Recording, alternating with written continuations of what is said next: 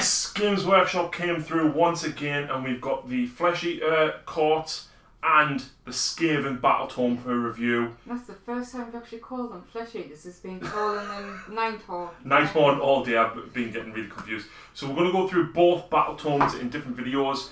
So go and check out the other one now, and we're going to try and get a battle report each. So hopefully they're up by the time this video goes up, but go and check them out.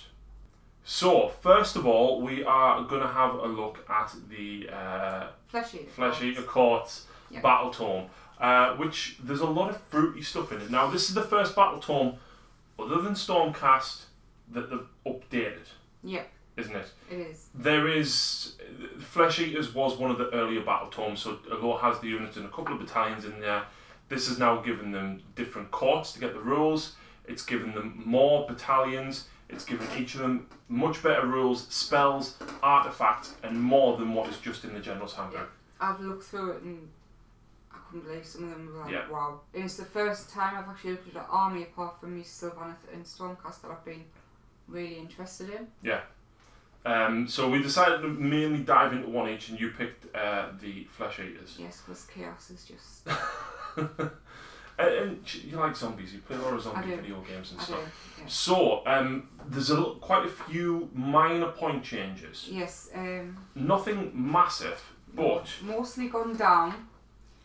The Crypt Ghast Courtier is now 60 points. Yeah, so he went down from 80, I think. Yeah, the Crypt Haunter Courtier is now 120, he's went down. Yeah. The Crypt Infernal Courtier is now 120. Yeah. But one rise is the Crypt Flares have gone up by 10 points, so they're now 170. That's all the point changes. But they did get a little bit better than what they were previously, if I remember correctly. So, allegiance abilities are a little bit different to what was in the General Handbook. So,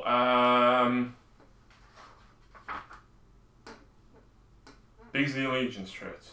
So you roll a d6 to pick your delusion, and the idea behind it is that obviously the kings are basically deluded in thinking that they are real kings and they're not zombies at all, and the Crypt Horrors and Crypt Flayers are basically the knights.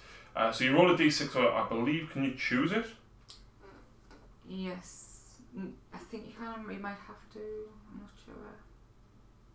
No, yeah, it does say you can choose one.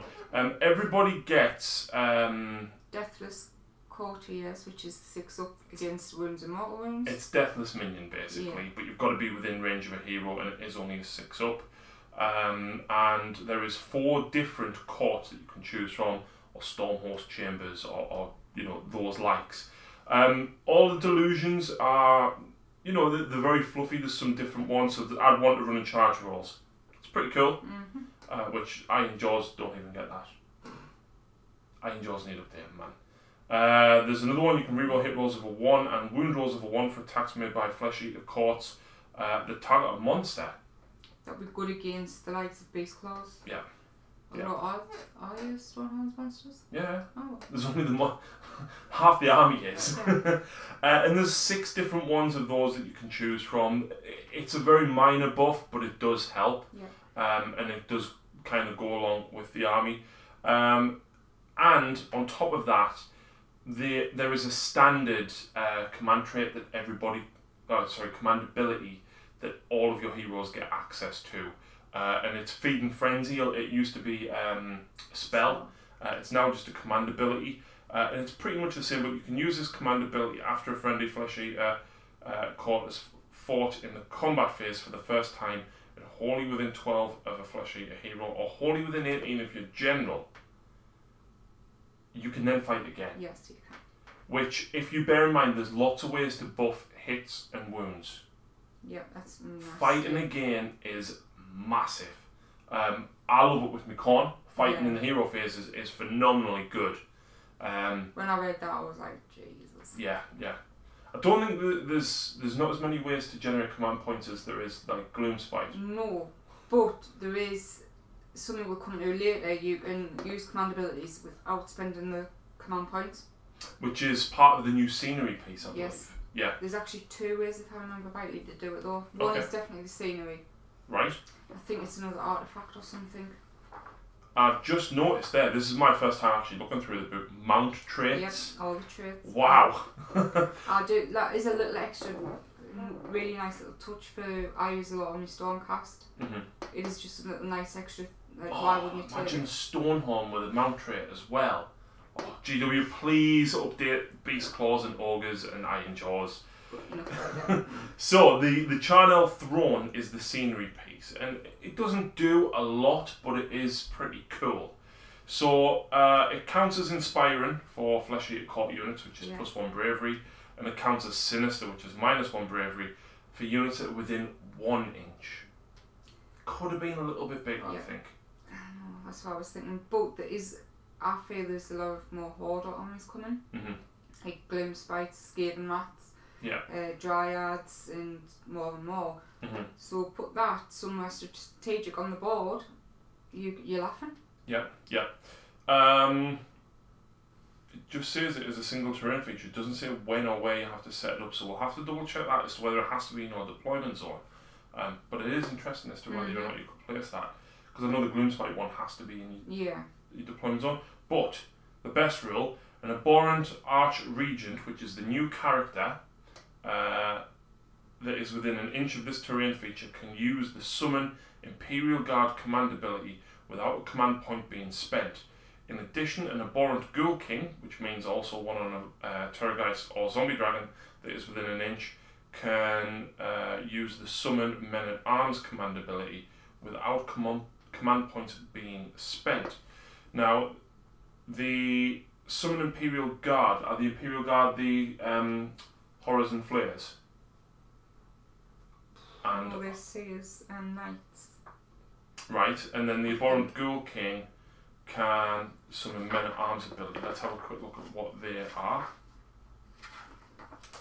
To a couple of pages I didn't actually get round, but I swear I've been doing homework. But some things I didn't get. 2.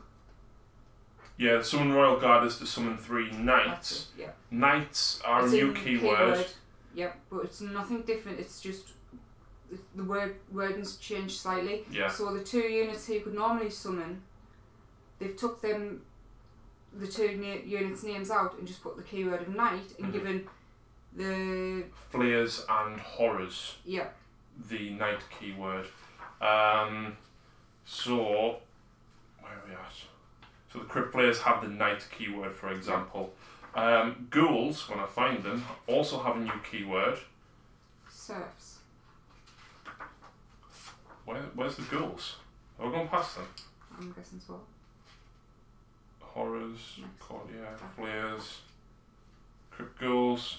Yes, Serfs. That's an odd word. I don't know. Somebody who knows the medieval language will probably be able to say what that is. But yeah, basically they get to use that command ability. It doesn't cost a command point. And if you stay there the entire game, did it say once per game you could do it? I think it did, didn't it?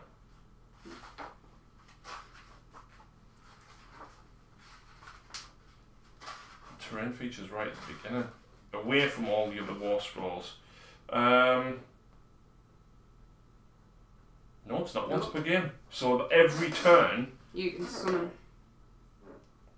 In addition as well, so if you've got an abhorrent Arch Regent, he can summon a unit, and the Ghoul King can summon a unit. That's 2 free units a turn without a command point. Yep, it is only 3, so the unit cannot be no bigger than a 3. But if you're doing that with 2 heroes every turn, it's a lot for a unit. It's a lot for units, yeah. So there's lots of command traits.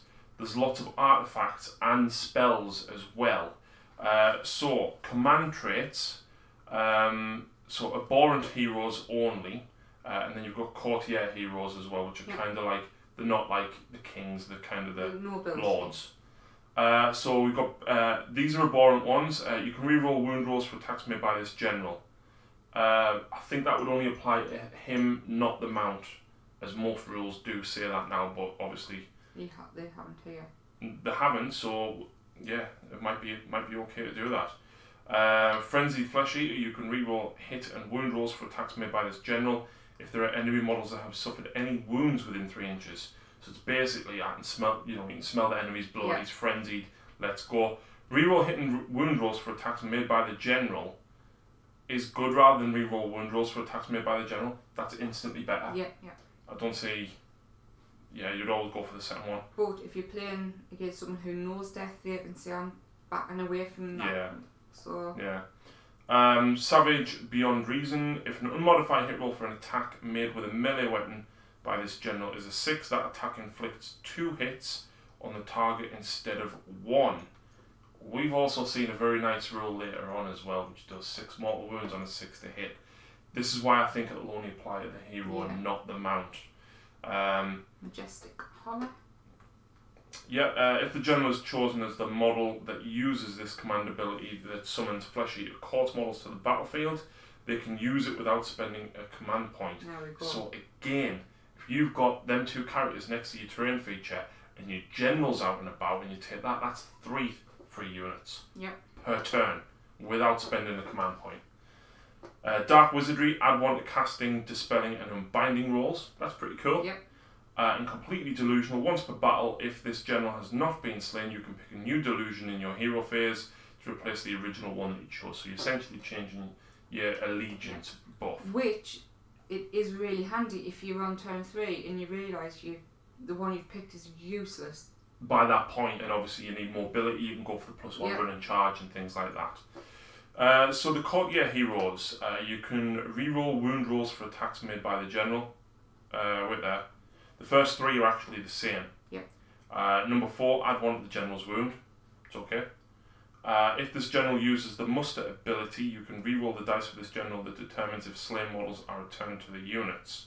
You must reroll all field dice. So I think that comes with the Ghoul King a little bit later. I think he can regenerate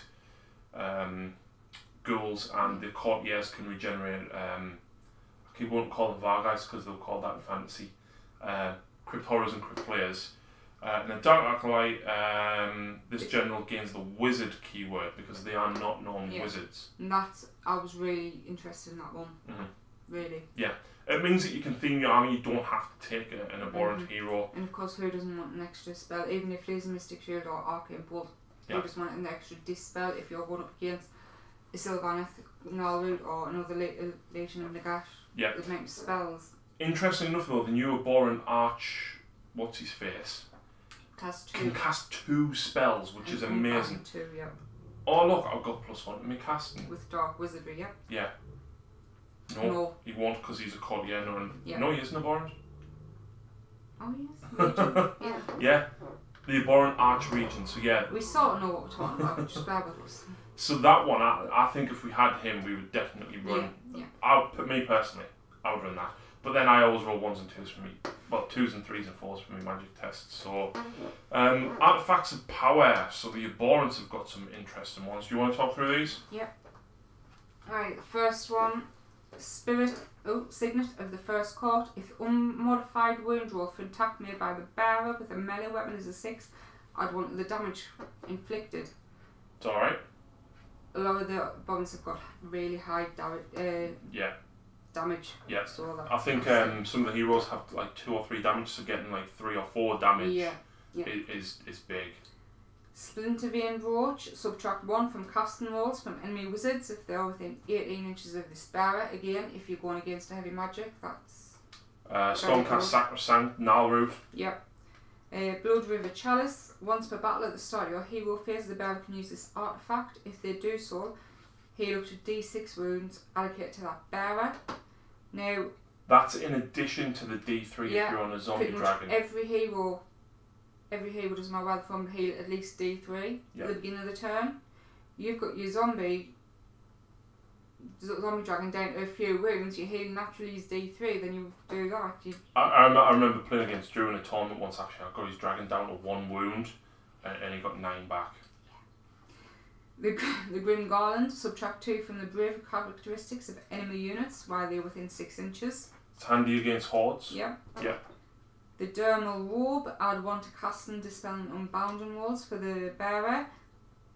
Put that on with the Dark Wizardry again. That's +2 and -2 for D.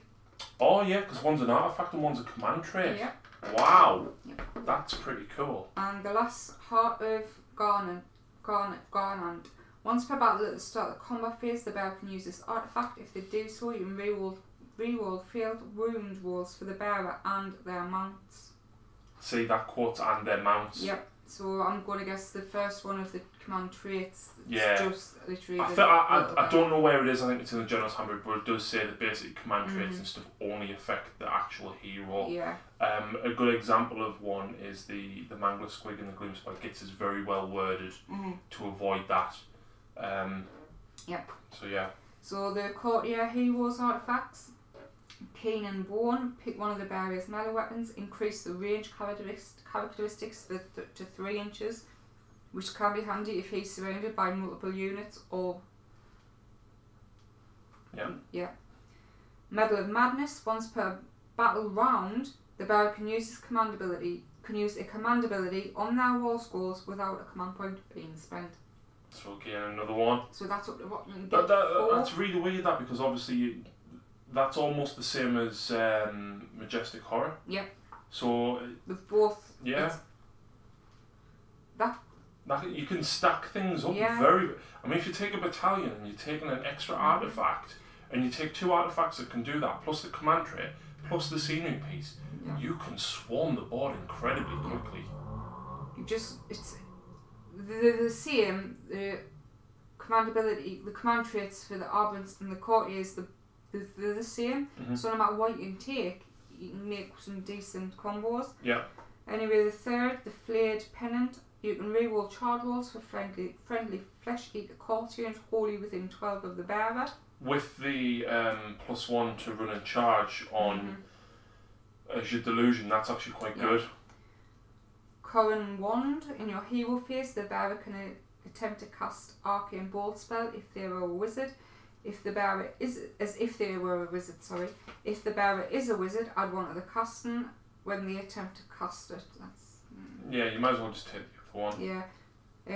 The Flesh from Raymond. Yeah. Subtract 1 from the bravery characteristics of enemy units while they're within 3 inches of the bearer. Again, you can stack that with the command trait. Yeah. In Bilious Decanter, once per battle at the start of the combat phase, the bearer can use this artifact. If they do so, add 2 to the attack characteristics of the bearer's melee weapon in that phase. Which on Courtiers is good because obviously they do hit quite hard anyway. There's 4 courts as well, which obviously have each of their own little buffs. In fact, we're skipping ahead. Do you want to do the spells? We'll do the spells. Do you want to? Yeah, I like one of these spells. There's 2 of them. Lucy told me about this straight away, and she was like, "This one, yeah." So we've got Bone Storm. Bone Storm has a casting value of 5 if successfully cast. Roll a dice for each enemy unit within 12 of the caster. On a 2+, it suffers 1 mortal wound. Doesn't sound great, but if you are right in there with the heroes and you can dish out a mortal wound on every guy there, that's pretty good. Spectral Host has a casting value of 6 if successfully cast. Pick 1 friendly unit wholly within 12 of the caster that is visible to them. That unit can fly until your next hero phase, so that's good. However, if the unit can already fly until your next hero phase, it can run and still charge in the same turn. If the casting roll was 10 or more, oh look, I've got +2. I use that a lot with my Stormcast, and I'm going to be playing these soon. I am taking that. Cast that on your zombie dragon with a +2 to cast from the command trait and the artifact. Means you only need to get an 8, and you can pick 3 friendly units that can be affected by the spell instead of 1. Just want to point out as well, flares have fly, don't they? I'm pretty sure. Well, we know the dragons have got fly. Yes. Where are we at? Crypt gas, crypt ghouls, crypt flares. Yep, crypt flares have fly, and of course zombie dragons. So you charge a unit of 6 crypt flares in there, like they're going to do some work, especially if you've got reroll hits and wounds and stuff, which we'll get to later with the traits. But that is the spell to go with, and I think for the command trait with +1 to cast, and then the artifact with +1 to cast, that's brutal. Yeah. Really, really good. Monstrous Vigour has a casting value of 5. If successfully cast, pick one friendly unit within 24. Until your next hero phase, when you look up the value of that monster's damage table, wow, that monster is treated as having suffered 0 wounds. That's your opponent's laughing, oh, he's going to barely hit, he's got 1 wound left. I'm like, Yeah, that I think is very much inspired by some of the stratagems in 40k where you can use the top bracket of the Vigor monster. Very good. And it's only casting value 5, 3 obviously if you've got both of them relics. Yep. Miasmal Shroud has a casting value of 5. Pick an enemy unit within 18 and roll 3 dice. For each 5 plus the unit suffers 1 mortal wound. In addition, if you roll a triple, subtract 1 from the hit and wound rolls for that unit until your next hero phase. If you rolled a double, subtract 1 from hit rolls only. That sounds good on paper to me, but it's unreliable. It's unreliable. I mean, 3 dice is not... No. But it does say if you roll a triple, yeah. So you could roll a triple 1 and still do it. You wouldn't do the mortal wounds, but you would still get... Yes. So that, it's not that bad, but you've still got to... I think that might be FAQ'd. Nah. I reckon they'll take the... If you roll the triple away unless the cast was successful and not unbound. I reckon that might happen. Well, you have to go off and then you roll 3 dice, and then it's them 3 dice that you would roll the triple on. Ah, yes. So yeah, it's very hit and miss. It's cool. I like the idea of it, but deranged transformation. Pick one friendly unit with a wound characteristic of up to 6. That is wholly within 24. Casting value 6. Add that unit's wound characteristic to its move until your next hero phase.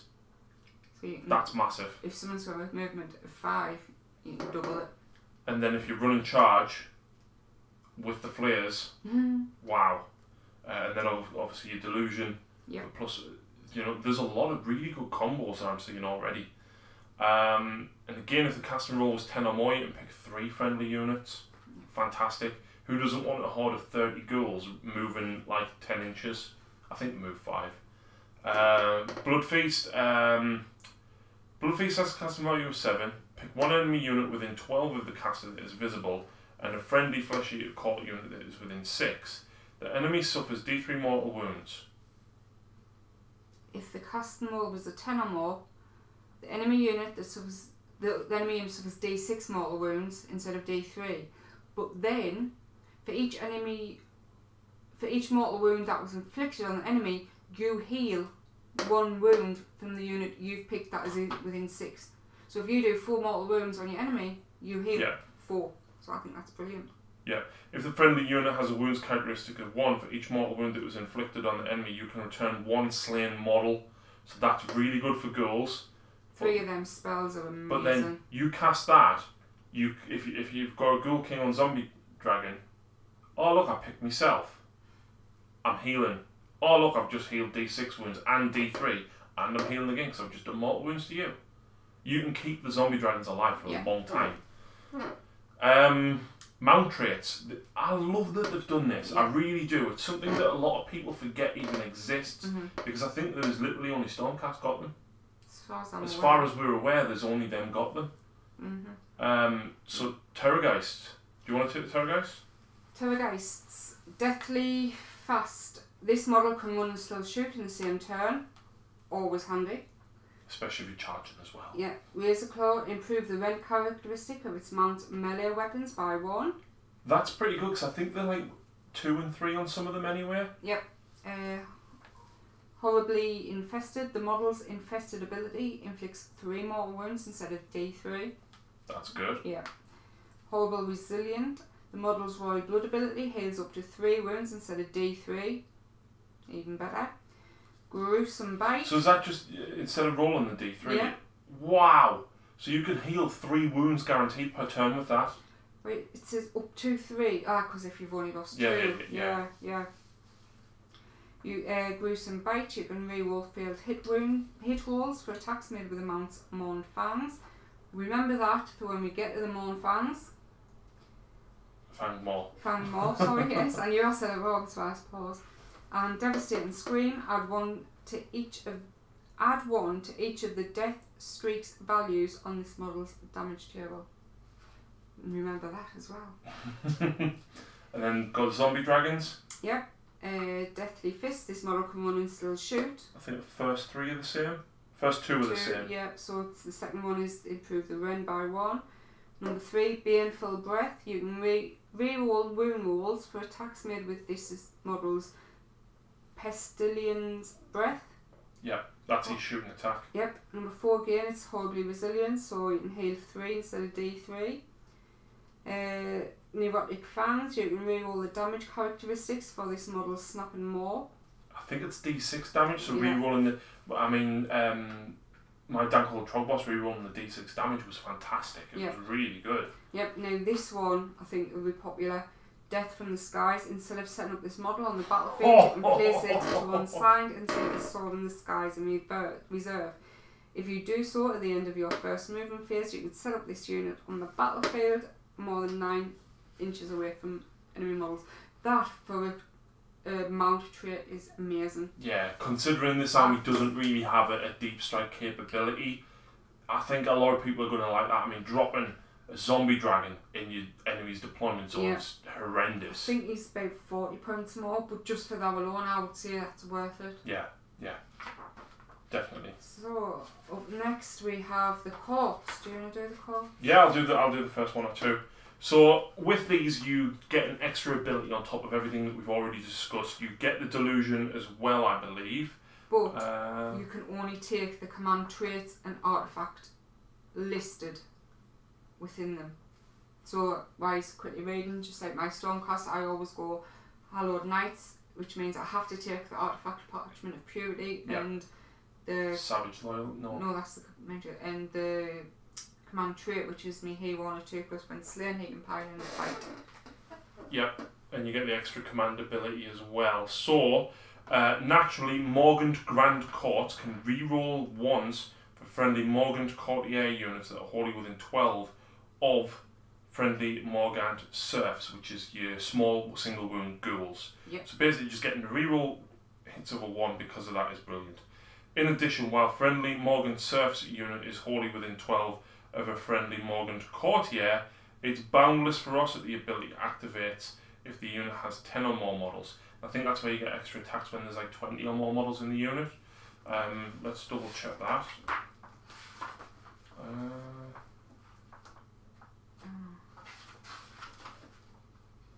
Ghouls. Yep, there we go. Boundless ferocity. Add 1 to the attack characteristic if this unit has sharpened teeth and claws while the unit has 20 or more. So basically you get the extra attack while there's only 10 models, which is very good because they put out a lot of dice.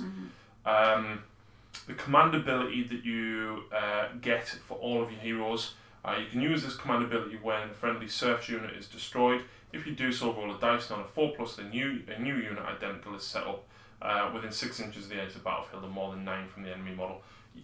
Oh look, there's my unit of 10 ghouls, kill them. I'm going to put them back over there. It does cost you a command point, it is a 50-50 chance. But the amount of free command stuff you can use, you can just keep stacking your command points because you use some of the other stuff which is already brilliant. It's not costing you to do the other stuff, you can afford to do this, especially like if you take a unit of 30 and they're gone. Like, if you don't want to use them, if someone's going to laugh, say I've killed X amount of them, half of the rest is going to leave for battle shock. Fair enough, let them. Oh look, there's loads more units back, no command points. And they're in your deployment zone.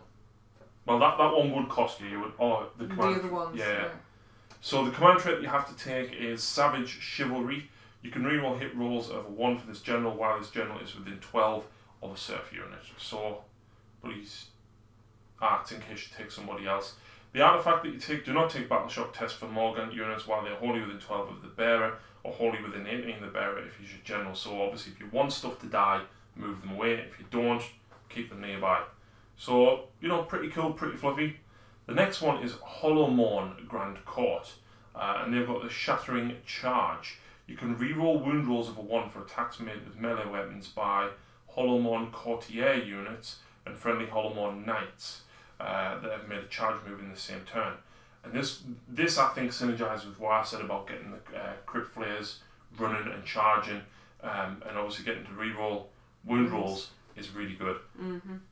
Command ability, you can use this command ability at the start of your hero phase. Pick one friendly unit wholly within 9 of a friendly hero, or wholly within 18 that is your general. Add 1 to the run and charge rolls for that unit until your next hero phase. In addition, until your next hero phase, that unit can run and still charge later in the same turn. You don't even have to cast a spell to do it. No. That's the one that she's probably going to end up doing anyway. And then go for the delusion for +1 to run and charge. Oh look, that unit's +2 in charge and it's flying. He knows me well. Yeah.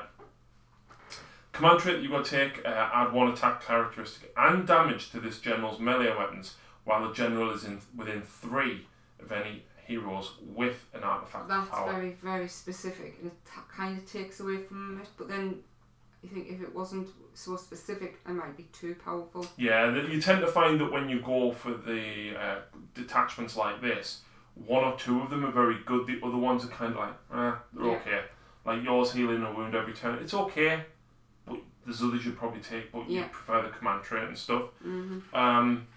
So the artifact of power, after this model makes a charge move, you can pick 1 enemy unit within an inch of the model and roll a dice, and on a 2+, suffers D3 mortal wounds. It's okay. Yeah. But the thing with that is obviously getting the unit to run and charge and re-rolling wounds is pretty good. Mm-hmm. We've got 2 more. We've got the Blister Skin Grand Court. I like the fluff behind these because they're from actually the Realm of Fire. Yeah. So Blister Skin. Mm-hmm. The abilities add 2 to the move characteristics of all Blister Skin units. Wow. They're already fast, so good luck beating one of these to an objective. Yeah.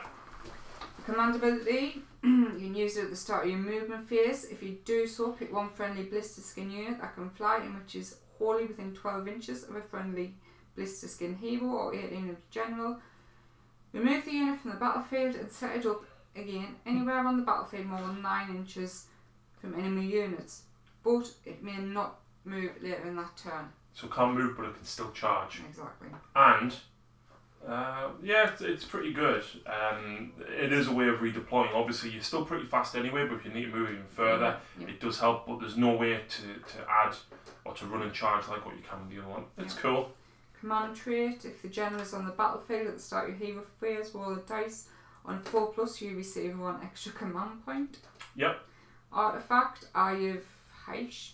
Yep. Subtract 1 from the hit roll for attacks made with missile weapons that target friendly Blister Skin units wholly within 6 inches of the bearer.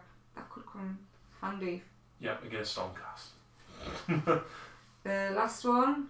Grizzle Gore Grand Court. Yeah, that one.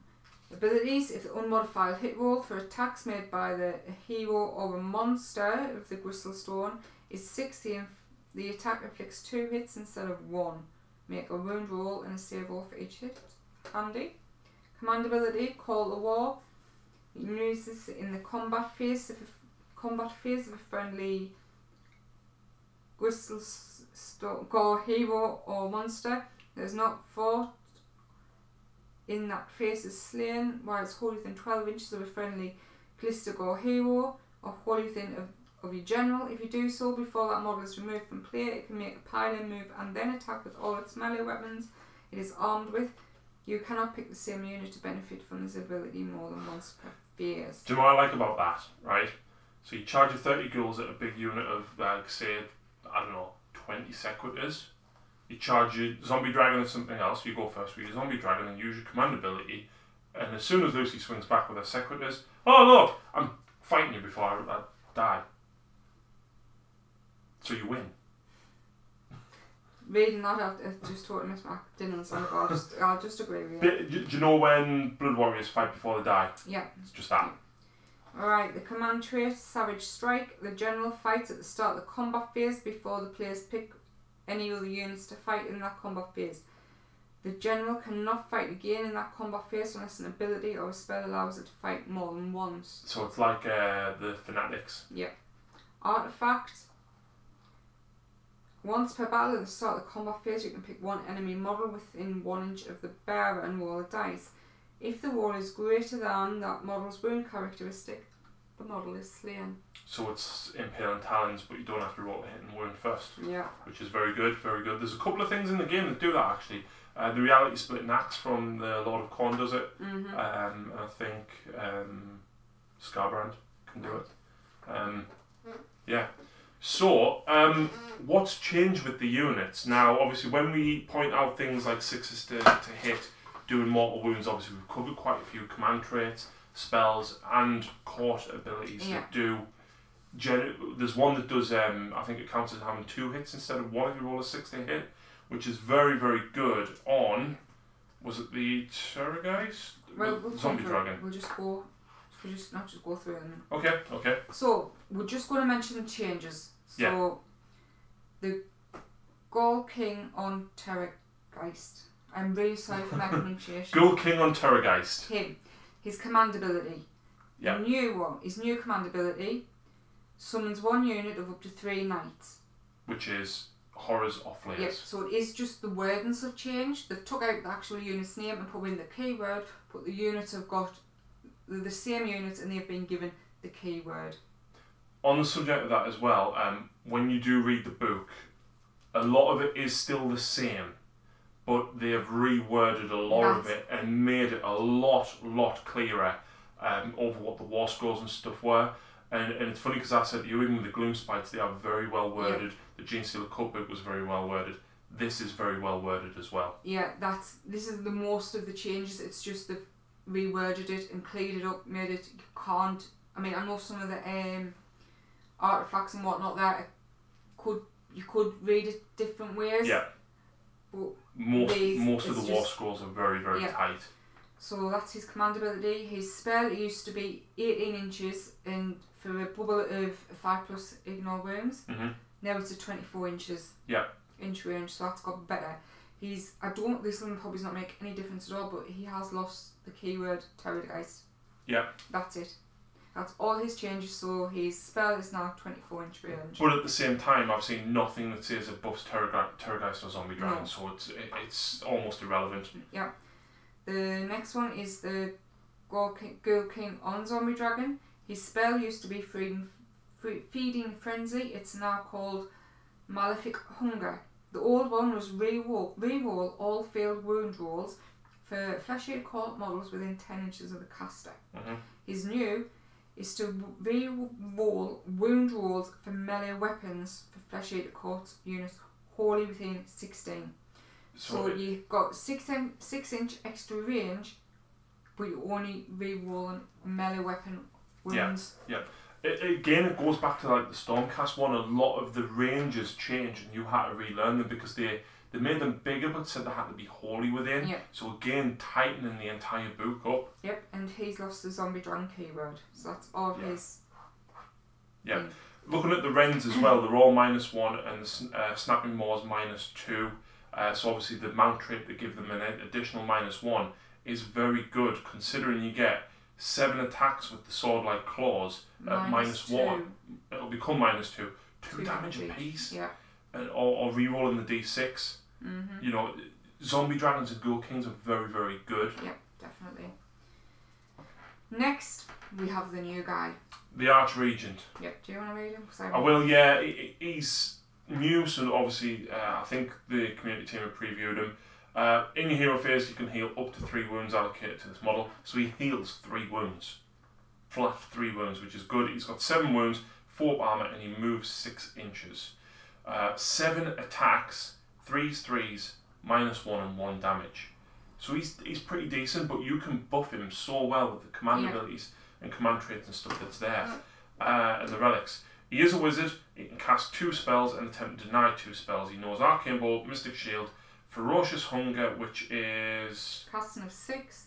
Pick a friendly fleshy course unit wholly within 24 of the caster, invisible. Roll a dice, roll a d3, and add the roll to the attack characteristics of melee weapons used by that unit until your next hero phase. Which is amazing. Imagine the ghouls, right, where they've if you take them in the first court that we mentioned, where you get +1 attack with a 10, cast that on them.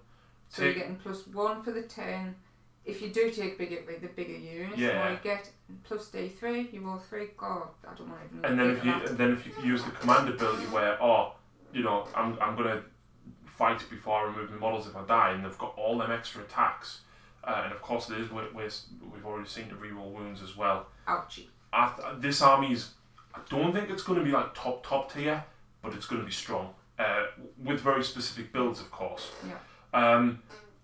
But doing that, it is fantastic. Giving the +1 to cast artifact, giving the +1 to cast command trait, very, very good.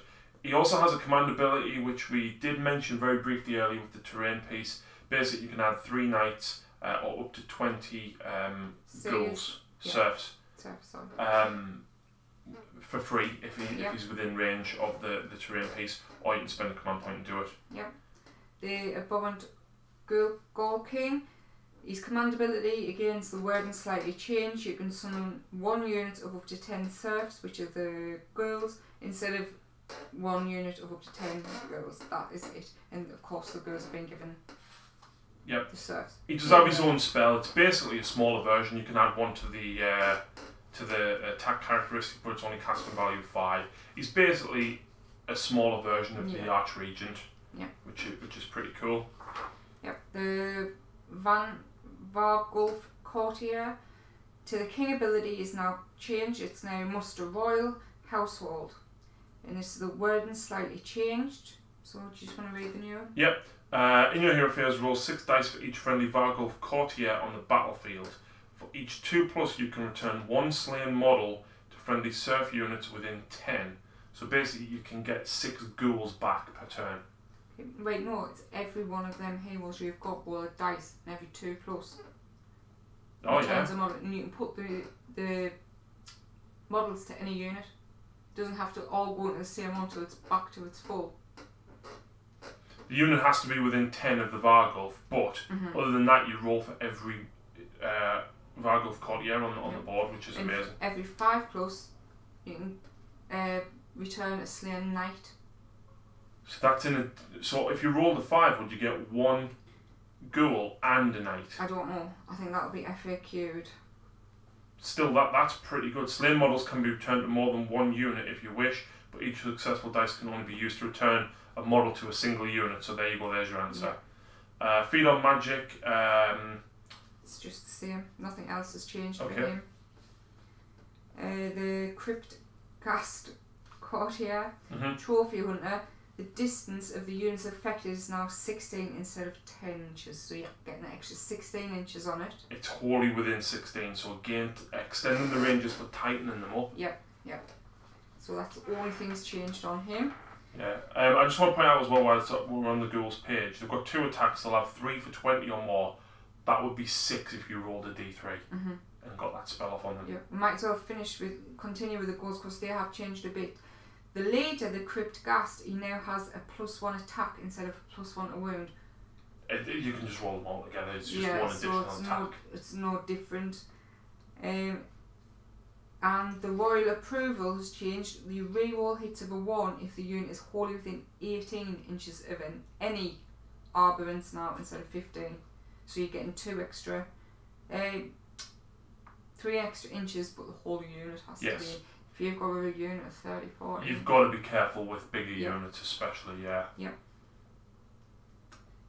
What's next? Infernal Courtier. Right, the Skewer and Strike. Now it is if an unmodified hit roll of a 6, it equals 1 mortal wound in addition to any normal damage. So before, if a hit roll of a 6, it just equals straight 2 mortal wounds. Yep. Now it's only 1 mortal wound, but you finish the roll. You finish the attack, so you can roll. It's not as overpowering as what it used to be, but again, you take that. There was a command trait or relic with any 6 to hit count as 2 hits. Yeah. So you roll 2 6 to hit. There's 2 mortal wounds, or roll 1 6 to hit, 2 mortal wounds, and 2 wound rolls that you get to make. Yeah. The Crypt Hunter Courtier, Chosen of the King ability. It's got now an 18-inch range instead of a 15 of range of the arborants. Yep. So you get to reroll failed attacks 18 inches. So everything's pretty much extended. It's tightened up. Yeah, very much tightened up. Yeah. Crypt Flares changed, didn't they? Yep. That's all the heroes done. The Flares Skewer and Strike. if an unmodified hit roll of a 6 with a piercing talons equals now 1 mortal wound in addition to normal damage. Yeah. Before it was just it inflicted a mortal wound instead of its damage, but now you get the mortal wound and the rest of the damage is done. Which I do like because... that is why they've gone up in price as well. Yes. That's what Bloodletters now do. Yes. Which I like. It is an unmodified 6 for Bloodletters. Again, they seem to be going through this thing where they're tightening up all the rules. Yeah. It is but some getting things a lot better. did needed. I mean, Bloodletters, you had a unit of 30 or 40, and you would get that this hit roll of a 6 does mortal wound down. I could get it down to a 3 if I rolled well. It was brutal. It really was. And the same with your Retributors, they went to a 6, unmodified 6. Yeah. Crypt Horrors, chosen of the King ability. The range of the reroll and the hit rolls has increased to 18 inches. So it's now, if you're within 18 inches of the Arborant, you reroll on your hits. I think it was 15 before. It's wholly within 18 as well. So again, the range is going up, but tightening it up and saying wholly within. Yep. And the only other thing, the zombie dragon before is now a royal zombie dragon. That is exactly the same. Yeah. And the Terrorgeist is now a royal one, and the Gaping Maw. If you read both of them side by side, it took me 10 minutes to understand it. It is pretty much the same. One's a fanged maw, one's a snapping maw. No. Or the rule. Sorry, yes. We've decided it is the same. So the wording's cleared up. If an unmodified hit roll is a 6, then it inflicts 6 mortal wounds. That's it. Before, it used to specify, don't make a save, don't make a to wound roll, don't make a save roll. And I was like, well, that's just mortal wounds. So again, they've just cleared that up and made it very, very easy. If you're hitting on what for it? 4s. So if you got 3 attacks, if you roll 2 6s, that does 12 mortal wounds. But then if you roll a 5, you still go ahead and consult the damage table, etc. But not for the 6s. That's just so if you roll a 6. That's 6 mortal wounds. Yeah. There is 3 endless spells. I'm guessing you forgot to look at these. I didn't get the chance. No worries. We'll have a quick look and see what they do. So the first one is the Cadaverous Barricade, which is the one that looks like the graveyard. Yeah, the graveyard walls. So it's casting value of 5. Only Nagash, Supreme Lord of the Dead, and Arborants can attempt to cast this spell. If successfully cast, set up a barricade wholly within 12 of the caster and more than 1 from enemy units. 24 of the caster. Sorry, yes. If a model starts to move within 3 inches of this model, half the distance that model can move when it makes that move. Death units are not affected. When a missile weapon targets a unit, all of its models are within an inch, then the target unit receives the benefit of cover. So it's kind of like a mix between the Prismatic Palisade and the Soul Snare Shackles. I like it. Yep. It's cool. You've got the Chalice of Usharan, casting value of 6. Same people can cast it, set it up wholly. All these are wholly within 24. That's a massive range. It has an ability called Soul Stealer. Keep track of the number of models that are slain within 12 inches of this model each turn. At the end of each turn, roll a dice for each model that was slain within 12 during this turn, and for each 4+, 1 wound allocated to a Flesh-Eater Court unit that is within 12 of it. 1 wound. Yeah. Or return 1 slain model to 1 Flesh-Eater Court unit with a wound characteristic of 1 that is Wow. So you know them 30 girls I was saying that were voluntarily going to die? Do it within range of that. That's nasty, that. That's nasty, We'll get to the points for these in a minute. The Corpse Mare Stampede. Bretonian horses. They are. I know. Bretonia lives. So, casting value of 7. Same people can cast it. Set the model up wholly within 3d6 of the caster. The abilities is the Crazed Gallop. When this model is set up, and the player who set it up can immediately make a move with it. After this model has moved, or can move up to 14 and fly. After this model has moved, roll 5 dice for each unit that has any models it passed across. For each roll that is more than the unit's wound characteristic, that unit suffers 1 mortal wound. For each roll of a 6, the unit suffers D3 mortal wounds instead. regardless of what its characteristic is. That can be nasty. Could be, especially if you go straight across 5 or 6 units and you're rolling 5 dice for each one. That's pretty brutal. So there is a couple of battle lines, because I don't know if people have seen, but you can have zombie dragons and terrorgeists as battle line now. Yeah. So your normal battle lines are the... Oh, hang on. If you take the Gristlegore Court, your Royal Terrorgeist is battle line, and so is the Royal Zombie Dragon. You're still, of course, limited by behemoths, so you can only take 4 behemoths in a 2,000 point game. Your Crypt Flayers are battle line if the general is a Crypt Infernal Court, or if a Crypt Flayer is the unit is Blister Skin. Yeah. And the Crypt Horrors if your general is a Crypt Hunter. Holomorn.